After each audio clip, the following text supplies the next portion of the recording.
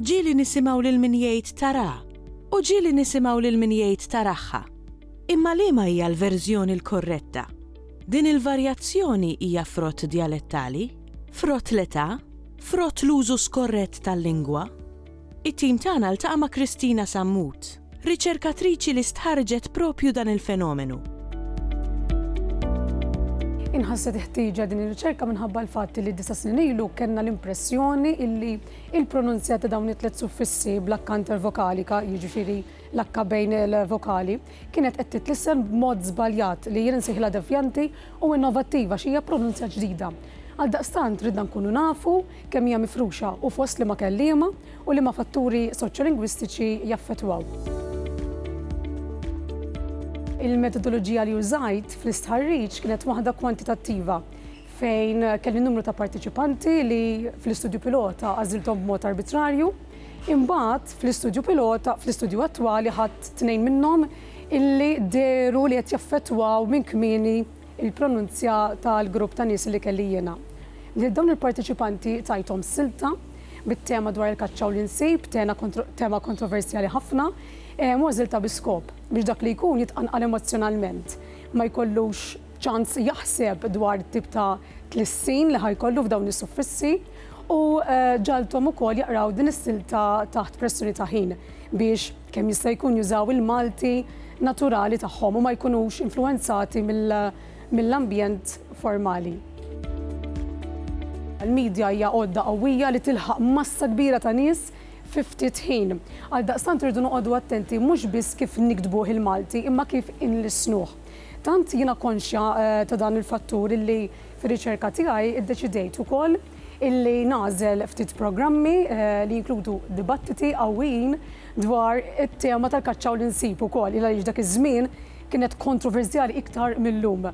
U fost il-kelliema realizzajt illi l-iktar tlissin illi użaw dwar dawn it-tliet suffissi kienet dik li aħna naċċettaw soċjalment u akademikament. Jiġifieri it-titwila vokalika, jiġifieri nipprattika, nissostanzja, nimplementa, ma smajtx daqstant it-tlissin ta' nimplementaha. Però fl-istessin dan jagħmel sens għaliex meta studjajt imbagħad fuq kampjuni kbar, ir-riżultat kien konsistenti ma' dan illi sibt. Il-pronunzja raħħa u raħħom jitqisux korretti jew le jiddependi skont kemm dan it-tlissin huwa mifrux fost il-kelliema u b'mod nazzjonali. L-istess bħalma ġara f'żewġ kelmiet partikolari miegħi u tiegħi. Miegħi u tiegħi kienu dialettali xi darba għax kienu marbuta ma' lokalità partikolari, iżda meta infirxu b'mod gradwali imbagħad ġew parti mill-Malti Standard. Issa kieku llum il-ġurnata jkolli nerġa' nagħmel ir-riċerka u nara li hija iktar mifruxa minn kif kienet 9 snin ilu għaliex 9 snin ilu il-maġġor parti tal-kelliema nislu il-pronunzja korretta il-maġġoranza tagħhom, ġifieri terz biss li snuha żbaljata dak iż-żmien. Hemm ċans kbir illum il-ġurnata insibu illi din infirxet iktar, allura mbagħad id-diskors ikun wieħed ieħor. Abbażi ta' kemm infirxet din it-tlissina naċċettawhiex jew le. Il-konklużjonijiet ewlenin ta' riċerka tiegħi kienu ċari sa mill-istudju pilota għaliex l-iktar fattur soċjolingwistiku li influenza kien dak tal-età. Ġifieri aktar ma tkun kbir, aktar ħadd tlissen il-pronunzja korretta, filwaqt li aktar ma tkun żgħir ħadd tlissen il-pronunzja devjanti u innovattiva. L-istatistika kienet 70% li snuha korretta, ġifieri qegħdin ngħidu il-maġġoranza tal-kelliema filwaqt li 30% biss ippronunzjawha b'mod żbaljat mela hemmhekk jiena dak iż-żmien irrealizzajt li mhijiex mifruxa daqstant, iżda kienet mifruxa biżżejjed fost iż-żgħażagħ. Meta niġu mbagħad għas-suffiss ieħor għajulu, il-maġġoranza tal-parteċipanti li snuh aħħulu.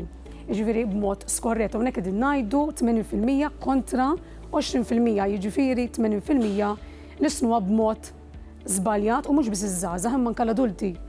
Huwa interessanti dan jista' jkun li forsi bħala suffiss u daqsxejn iktar ikkomplikat.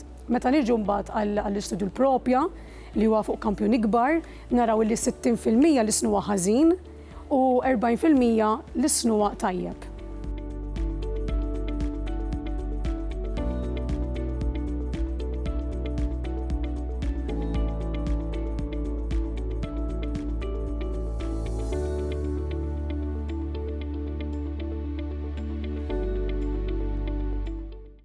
Il-Sinna jixtieq jirringrazzja lill-Aġenzija Nazzjonali tal-Litterizmu, lill-Ministeru għall-Edukazzjoni u x-Xogħol, lill-Kunsill Nazzjonali tal-Ilsien Malti u lid-Dipartiment tal-Malti fil-Fakultà tal-Arti l-Università.